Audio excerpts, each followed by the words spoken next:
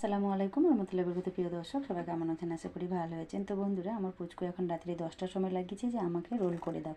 তো এখন তো এত কিছু করা একদমই আমার পক্ষে সম্ভব নয়, কারণ যে রোজা ইফতারি করে আর সারাদিন রোজা রাখার পর এত কিছু কাজ করতে হয়। তো ভাবলাম যে চলো একটা ফাঁকিবাজি ওকে নাস্তাই করে দিই, ডিম আর কিছু মশলা দিয়ে। তো দেখুন, এখানে আমি প্রথমে 2 হাতা ময়দা নিয়ে নিলাম।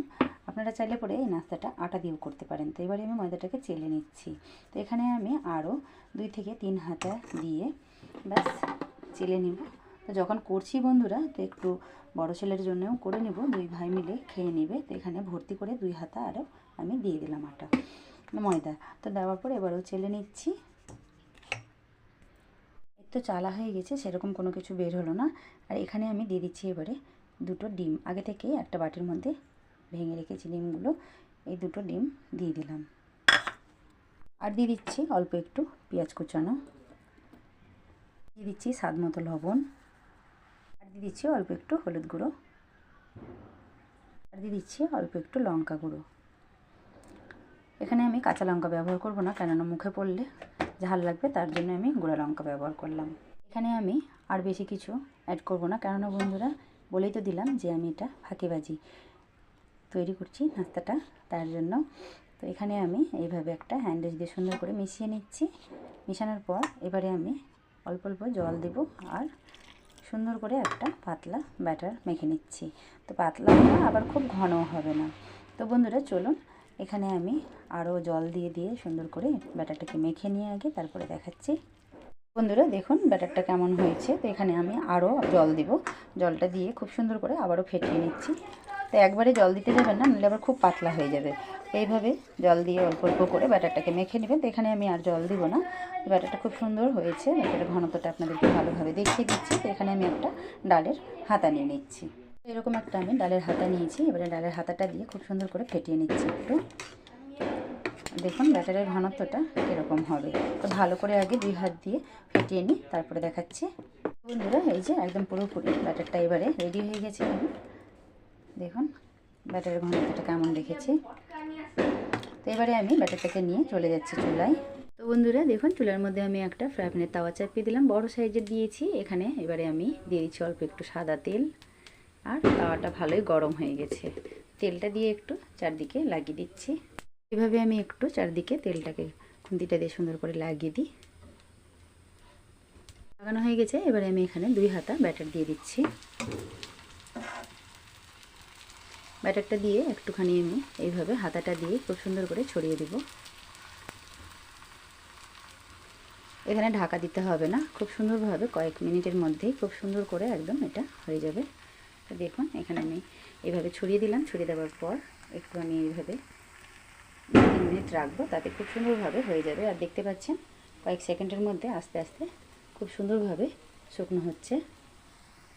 তো বন্ধুরা দেখুন 1 মিনিটের মতো হতে হতে কি সুন্দরভাবে একদম অনেকটাই শুকনো হয়ে গেল। বেশ ওই পিসটা খুব সুন্দরভাবে ছাকা হয়েছে। তো এবারে আমি এটাকে আস্তে করে ধরে এইভাবে পাল্টে দিচ্ছি। দেখুন কি সুন্দর লাগছে দেখতে। একটু আরও লাল খেতে চাইলে পরে লাল করে একটু ভেজে নেবেন, তাহলে খুব সুন্দর হবে। তো চলুন এইভাবে আমি সবগুলো করে তারপরে দেখাচ্ছি।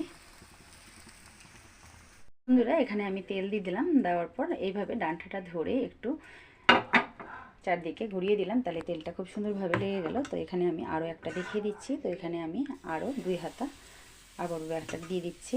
ব্যাটারটা দিয়ে তারপরে হাতাটা দিয়ে এইভাবে ছড়িয়ে দেব, তাহলে খুব সুন্দর হবে। দেখুন তো এইভাবে করে বাচ্চাদেরকে স্কুলের টিফিনেও দিতে পারেন বা বড়রাও খেতে পারে। তো খুব মজা হবে বন্ধুরা। আমার পুচকু তো খুব মজা করে খাবে। আপনাদেরকে দেখিয়ে দিচ্ছি যে কীভাবে করছি আর কীভাবে করে ওকে আমি খেতে দেব। তো চলুন এটাকেও আমি কয়েক সেকেন্ড এইভাবে রেখে আবারও পাল্টে দেব। তো দেখিয়ে দিচ্ছি, এটাকেও আমি আবারও খুব সুন্দর করে পাল্টে দিচ্ছি। তো নিজে নিজে তাওয়া থেকে ছেড়ে যাচ্ছে। তো বন্ধুরা একই মতো করে সবগুলো ভেজে তারপরে দেখাচ্ছি। বন্ধুরা এই তো আমার পুরোপুরি একদম সবগুলো নাস্তা তৈরি করা হয়ে গেল। এবারে আমি প্লেটের মধ্যে সবগুলো তুলে দেখাচ্ছি। চুলার জালটাকে বন্ধ করে দিলাম। আর খুব বেশি একদম তেল লাগে না এগুলো করতে। দেখুন অল্প অল্প তেল দিয়ে খুব সুন্দরভাবে একদম এগুলো ভাজা হয়ে গেল। তো চলুন এবারে আমি একটা প্লেটের মধ্যে নিয়ে তারপরে দেখাচ্ছি। তো বন্ধুরা এখানে বড় সাইজের আমি একটা প্লেট নিয়েছি আর একটা বাটির মধ্যে নিয়ে নিয়েছি সস। তো এই সসটা হচ্ছে আমারই তৈরি করা হোমমেড সস। তো এবারে আমি এখানে একটা করে এইভাবে রুটি নিয়ে নিচ্ছি। দেখুন নিয়ে নিলাম, নেওয়ার পর এর উপর এইভাবে সসটাকে লাগিয়ে দেব। পুরো রুটিটাতেই এইভাবে লাগিয়ে দিচ্ছি।